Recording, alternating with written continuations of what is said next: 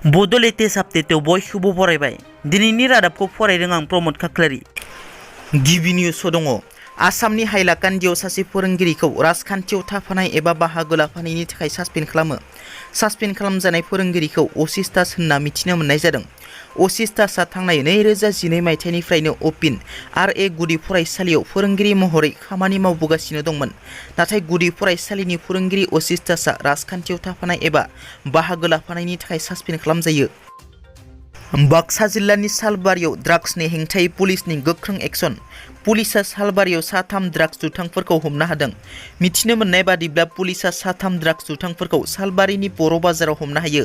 हमजानाय साथाम सुबुंफोरखौ हास्रानि तनुधर बसुमतारी, रुपहिनि प्रियम खेरखातारि, बागमारानि हितेश गयारि होनना सिनायथिनाय जादों। पुलिसआ बिसोर साथामनिफ्राय 19.7 लाथिख' ग्राम हेर'इनजों लोगोसे गं 32 कन्टेनार, गंसे सिरिन्ज, AS-15N 9273 नाम्बारनि रयेल एनफिल्ड आरो AS-15T 6871 नाम्बारनि KTM बाइक, गंनै मबाइल फनजों लोगोसे गोबां बेसादफोर पुलिसआ बिसोरनिफ्राय मोननो हायो। आसामनि गिबि मन्थ्रि डक्टर हिमन्त बिश्व शर्मानि मोनसे भिडिअ आरो फट'आ दासान्दि ससियेल मिडियाफोराव गोबां सावरायजागासिनो। बे फट' आरो भिडिअआनो जादों गिबि मन्थ्रि हिमन्त बिश्व शर्मा बिथाङा आथिंखौ सुना होनाय। मैया बिजेपिनि सा 75 गागि दैदेनगिरि मावथिफोरनि आथिंखौ गावनि आखाइजों सुना होनानै जि आरो मान बिलाइजों बरायदों गिबि मन्थ्रि हिमन्त बिश्व शर्मा बिथाङा। गिबि मन्थ्रिनि बे हाबाखौ नुनानै गोबां सुबुंफोरानो बाख्नायनायखौ नुनो मोन्दों। मैया क'क्राझाराव थानाय गाहाय मावख'आव मिरु बर' थुनलाइ आफादनि मिरु मावफुं मेल जानानै थाङो। बे मेलनि गेजेरजों क'क्राझार जिल्लानि पाटगावआव मिरु बर' थुनलाइ आफादनि 62थि बोसोरसालिया जथुमखौ खुंफुंनो थिरांथा लानाय जायो। खुंगा 62थि बर' थुनलाइ आफादनि बोसोरसालिया जथुमखौ पाटगावआव 10, 11, 12 आरो 13 फेब्रुवारि 2023 मायथाइयाव खुंनाय जागोन। लोगोसे बर' थुनलाइ आफादनि जोनोम सान 16 नभेम्बरखौ देग्लाय गोदान दिल्लीयाव खुंफुंनो थिरांथा लानाय जायो। एनडिपिनि गायसनगिरि आफादगिरि रन्जन दैमारिया जोबथेसालिनिफ्राय उदां जायैनि सायाव बनसुनि आफादगिरि बनजित मन्जिल बसुमतारीनि बिबुंथि।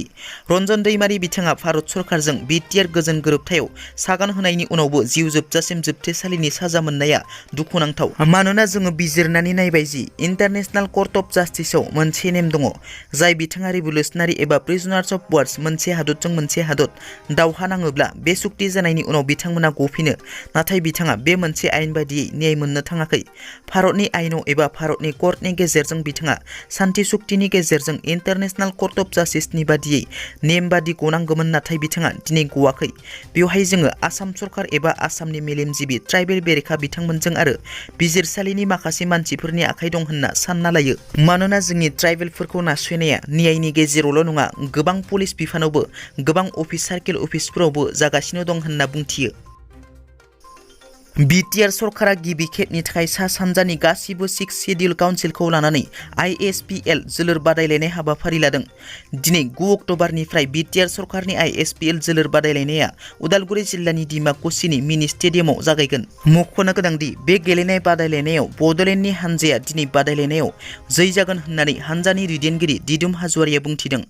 6थि फारिलाइ गोलैनाय ओनसोलखौ लानानै बिटिआर सरकारा दिनै गिबि खेब ISPL डिमाकुसिनि मिनि स्टेडियामाव जागायजेनगोन। बड'लेण्डनि हानजाखौ मेनेजार हिसाबै बिक्रम शर्मा आरो हानजानि केप्टेन हिसाबै दिदुम हाज'वारिया दैदेनगोन।